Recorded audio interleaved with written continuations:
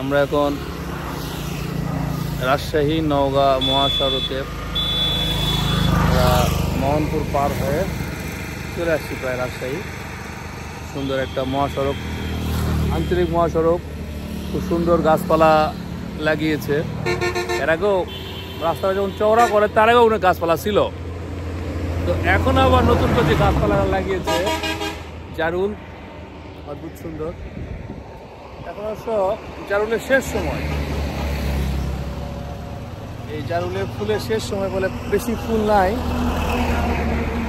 সুন্দর একটা রাস্তার মধ্যে লাল বেগুনি, না লাল তো না বেগুনি, তারপর কোনো কোনো জায়গায় কাঞ্চন ফুলও লাগিয়েছে, খুব ভালো আর কি।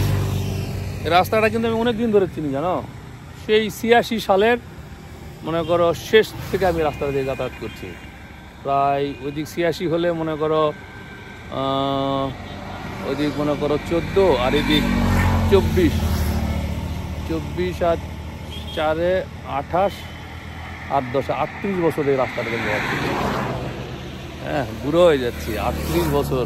মানে এখন বয়স্ক মানুষদের কথা কি, ইস আমি যেটা দেখেছি, আমি শুনেছি, তাহলে বুঝতে হবে যে আসলে না, ওর বয়স হয়েছে, আসলে জ্ঞান বেড়েছে, অভিজ্ঞতা বেড়েছে, সঙ্গে সঙ্গে বয়স বেড়েছে, তো আমাদের বয়সও বেড়ে যাচ্ছে।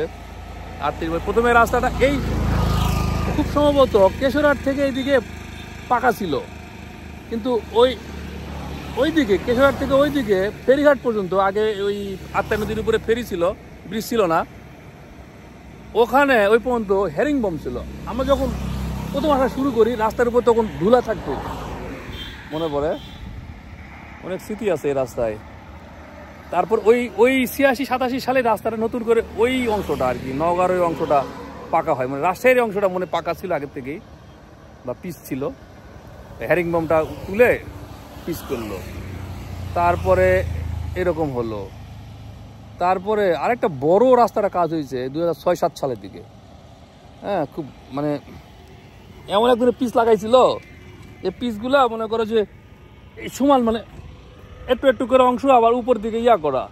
তো আমি একদিন ওই ফেরিঘাটে কথা বলছি এক লোকের সাথে, এই এলে কি পিচ করছে, এখন তো পিছনে যাচ্ছে।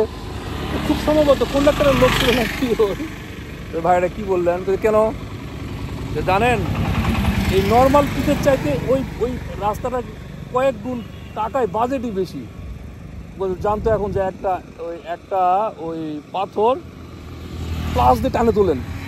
আমি বলছি বলে কি, পরের দিন না আসলেই ওটা করছিল, মানে ওটার রাস্তায় একটা ধরনই ছিল মনে হয়, ওটা ওই ব্রেক ভালো হয়, কিন্তু গাড়ি একটা শব্দ হয়, চাকার শব্দ হয়, যারা গাড়ি চাল তারা বলে চাকার নিয়ে ক্ষতি হয় বেশি, কিন্তু ব্রেকিংটা ভালো হয়। এখন আবার এটা আবার ৩-৪ বছর, এটা কত হলো ২০২১-২২ সালের দিকে রাস্তাটা কমপ্লিট হলো আরও চওড়া করে। আর তার আগে অনেক গাছ ছিল, পুরান আমের গাছ ছিল, বিশেষ করে কামারপাড়া থেকে সাবাইহাট পর্যন্ত অনেক পুরাতন আমের গাছ ছিল। সেই গাছগুলো আবার কেটে ফেলে, এই রাস্তা চড়া করার জন্য কেটে ফেলে আবার এই জারুল গাছ লাগিয়েছে। এগুলো বড় হবে, জারুল গাছ বাংলার গাছ, এগুলা কাঠ হয় এবং সুন্দর একটা মেরুল রঙের ফুল ফোটে, দারুণ। সেই জারুল বৃষ্টির মধ্যে দিয়ে আমরা রওনা দিয়েছি, আবার বৃষ্টি আসছে, তো আমরা রাজশাহী যাই। তো ওকে, বাই দিয়ে দাও, বাই।